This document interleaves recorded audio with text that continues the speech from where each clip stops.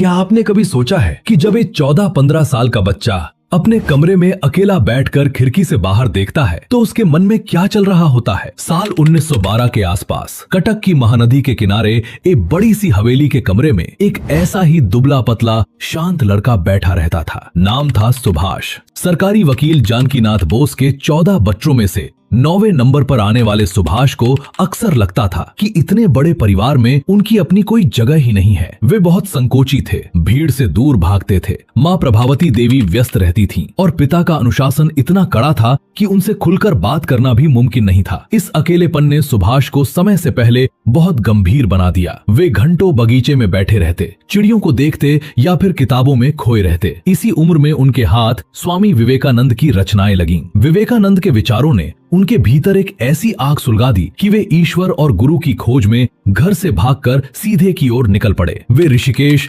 हरिद्वार, मथुरा के मठों में भटके। सुभाष के पिता चाहते थे कि उनका बेटा अंग्रेजों के सबसे बड़े प्रशासनिक ढांचे यानी आईसीएस का हिस्सा बने। ये उस समय हर भारतीय माता पिता का सबसे बड़ा सपना होता था। पिता की इच्छा का मान रखने के लिए सुभाष लंदन गए। कैम्ब्रिज के ठंडे कमरों में जब वे देर रात तक मोटी मोटी किताबें पढ़ते थे तो उनका मन अक्सर भारत की तंग गलियों और वहां की गरीबी में भटकता रहता था। वे सोचते थे कि जिस साम्राज्य ने मेरे देश को कंगाल बना दिया, मैं उसी का वफादार मुलाजिम कैसे बन सकता हूँ। उन्होंने परीक्षा दी, चौथे रैंक के साथ पास भी हुए, लेकिन आकृति पत्र को हाथ में लेकर उनका दिल बैठ गया। उन्होंने अपने बड़े भाई शरद को एक बहुत ही भावुक पत्र लिखा, जिसमें उन्होंने लिखा, केवल वर्तमान मंदिर के खंडहरों पर ही नए मंदिर का निर्माण किया जा सकता है। मैं अंग्रेजों की नौकरी करके अपनी आत्मा को नहीं बेच सकता। उन्होंने आईसीएस से इस्तीफा दे दिया। ये एक ऐसा फैसला था जिसने उनके परिवार को चौंका दिया, लेकिन सुभाष ने अपने जीवन का रास्ता चुन लिया था। साल 1921 में जब वे भारत लौटे तो देश का माहौल पूरी तरह बदला हुआ था। जलियांवाला बाग के नरसंहार की कसक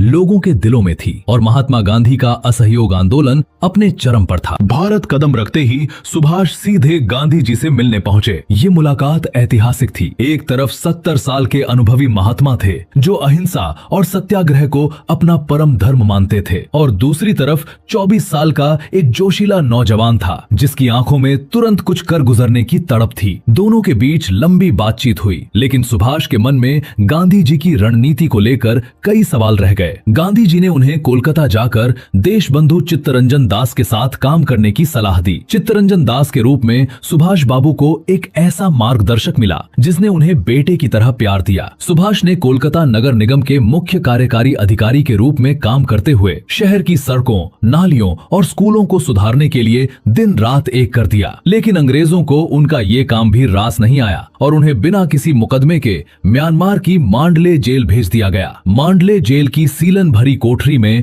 सुभाष बाबू को 3 साल बिताने पड़े। वहां की आबो हवा इतनी खराब थी कि उन्हें तपेदिक की बीमारी हो गई। उनका वजन बहुत कम हो गया। इसी जेल में रहते हुए उन्हें खबर मिली कि उनके राजनीतिक गुरु चित्तरंजन दास का निधन हो गया है। इस खबर ने सुभाष को भीतर से पूरी तरह तोड़ दिया। उन्होंने जेल से लिखा था कि मेरे जीवन का सबसे बड़ा सहारा छीन लिया गया है। जेल से रिहा होने के बाद भी सुभाष बाबू शांत नहीं बैठे। वे लगातार युवाओं को संगठित करते रहे। साल 1938 में जब उन्हें हरिपुरा कांग्रेस का अध्यक्ष चुना गया तो उन्होंने जवाहरलाल नेहरू के साथ मिलकर राष्ट्रीय योजना आयोग बनाया। सुभाष बाबू का सोचना था कि जब देश आजाद होगा तो हमें एक मजबूत औद्योगिक ढांचे की जरूरत होगी, लेकिन गांधी जी के समर्थक इस आधुनिक और औद्योगिक सोच के खिलाफ थे। वे कुटीर उद्योगों और चरखे के सहारे ही देश का विकास देखना चाहते थे। वैचारिक खाई अब गहरी हो चुकी थी। साल 1939 का त्रिपुरी अधिवेशन भारतीय इतिहास के सबसे बड़े और दर्दनाक राजनीतिक ड्रामे का गवाह बना। सुभाष बाबू दोबारा अध्यक्ष पद के लिए खड़े हुए, लेकिन इस बार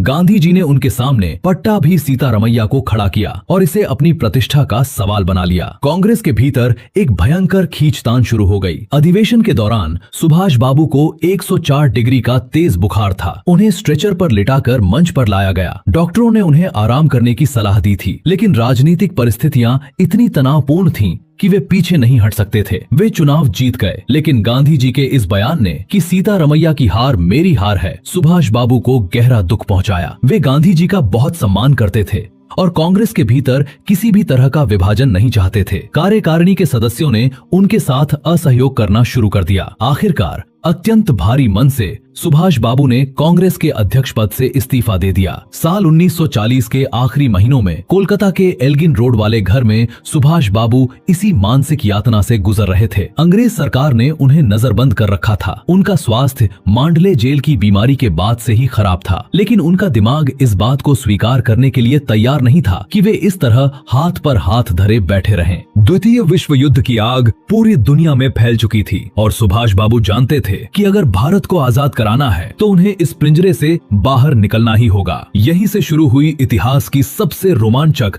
और साहसी पलायन योजना, जिसे द ग्रेट एस्केप कहा जाता है। इस पूरी योजना के केंद्र में थे नेताजी और उनके युवा भतीजे शिशिर कुमार बोस। इन दोनों के बीच का रिश्ता केवल चाचा भतीजे का नहीं था, बल्कि ये अटूट विश्वास और देशभक्ति की बुनियाद पर टिका था। शिशिर जानते थे कि अगर ये योजना विफल हुई तो उनके चाचा को सीधे फांसी की सजा हो सकती है और उन्हें खुद भी उम्र कैद हो सकती है। लेकिन इस युवा के पैर डगमगाए नहीं। योजना के तहत सुभाष बाबू ने अपने कमरे में मिलना जुलना बंद कर दिया। उन्होंने लंबी दाढ़ी बढ़ा ली और खुद को पूरी तरह से धार्मिक कार्यों में व्यस्त दिखा दिया, ताकि पहरेदारों को लगे कि वे अब सन्यासी बनने जा रहे हैं। उन्होंने अपनी पहचान बदलकर मोहम्मद जियाउद्दीन नाम के एक पठान बीमा एजेंट का रूप धारण किया। 16 जनवरी 1941 की वो बेहद सर्द रात थी। घने कोहरे और सन्नाटे के बीच रात के लगभग 1:30 बजे नेताजी अपने कमरे से चुपचाप बाहर निकले। उन्होंने रेशमी ढीला पजामा, शेरवानी और सिर पर फेल्ट कैप पहन रखी थी। शिशिर की जर्मन वैंडरर कार तैयार खड़ी थी। कार के चलने की आवाज से पहरेदार जाग न जाएं, इसलिए उन्होंने पहले कार को हाथों से धक्का देकर घर के फाटक से काफी दूर तक धकेला। जब कार एल्गिन रोड से दूर सुरक्षित दूरी पर पहुंच गई, तब शिशिर ने इंजन स्टार्ट किया। रास्ते में हर चौराहे पर पुलिस की चौकियां थीं और दोनों का दिल तेजी से धड़क रहा था। सुबह होने से पहले वे कोलकाता की सीमा पार कर चुके थे और धनबाद के पास गोमोह पहुंचे, जहां नेताजी ने दिल्ली कालका मेल पकड़ी। मोहम्मद जियाउद्दीन के भेष में नेताजी पेशावर पहुंचे, जहां उनकी मुलाकात कीर्ति किसान पार्टी के क्रांतिकारी भगत राम तलवार से हुई। भगत राम ने उन्हें कबीलाई इलाकों के रास्ते अफगानिस्तान ले जाने की जिम्मेदारी ली। पेशावर से काबुल का ये सफर किसी नरक से कम नहीं था। नेताजी का स्वास्थ्य पहले ही कमजोर था, लेकिन उन्हें मीलों तक बर्फीली पहाड़ियों, पथरीले रास्तों और कटीली झाड़ियों के बीच पैदल चलना पड़ा। उनके पैरों में छाले पड़ गए थे और ठंड के कारण उनका दम फूल रहा था। काबुल में कई हफ्तों के इंतजार के बाद आखिरकार उन्हें इतालवी राजनयिकों की मदद से सोवियत संघ जाने का वीजा मिला और वे रूस होते हुए जर्मनी की राजधानी बर्लिन पहुंचे। बर्लिन पहुंचना नेताजी के जीवन का एक नया अध्याय था। वहां उन्होंने आजाद हिंद रेडियो की शुरुआत की। जब पहली बार रेडियो पर उनकी गंभीर और आत्मविश्वास से भरी आवाज गूंजी कि मैं सुभाष चंद्र बोस बोल रहा हूं, तो भारत के घरों में बैठे लोगों की आंखों में आंसू आ गए। लोगों को यकीन हो गया कि उनका नायक अभी जीवित है और देश की आजादी के लिए लड़ रहा है। बर्लिन में ही नेताजी की मुलाकात एडोल्फ हिटलर से हुई। तानाशाह हिटलर के सामने बैठना और उसकी आंखों में आंखें डालकर भारत की आजादी के लिए समर्थन मांगना कोई आसान काम नहीं था। हिटलर का रवैया भारत के प्रति बहुत सहयोगी नहीं था, लेकिन नेताजी ने बिना डरे अपनी बात रखी और उन भारतीय सैनिकों की मुक्ति की मांग की जिन्हें अंग्रेजों की तरफ से लड़ते हुए युद्धबंदी बनाया गया था। इन्हीं सैनिकों को संगठित करके नेताजी ने जर्मनी में फ्री इंडिया लीजन बनाई। चूंकि युद्ध का केंद्र अब यूरोप से खिसक कर एशिया की तरफ आ चुका था, इसलिए नेताजी ने जापान जाने का फैसला किया। लेकिन द्वितीय विश्व युद्ध के उस दौर में समुद्र के रास्ते जर्मनी से जापान जाना पूरी तरह से आत्मघाती कदम था। ब्रिटिश नौसेना अटलांटिक और हिंद महासागर में हर जहाज पर नजर रख रही थी। ऐसे में नेताजी ने पनडुब्बी से यात्रा करने का फैसला किया। वे जर्मन पनडुब्बी U-180 में सवार हुए। 90 दिनों तक वे समुद्र की गहराइयों में एक छोटी सी बंद कोठरी में रहे, जहां हर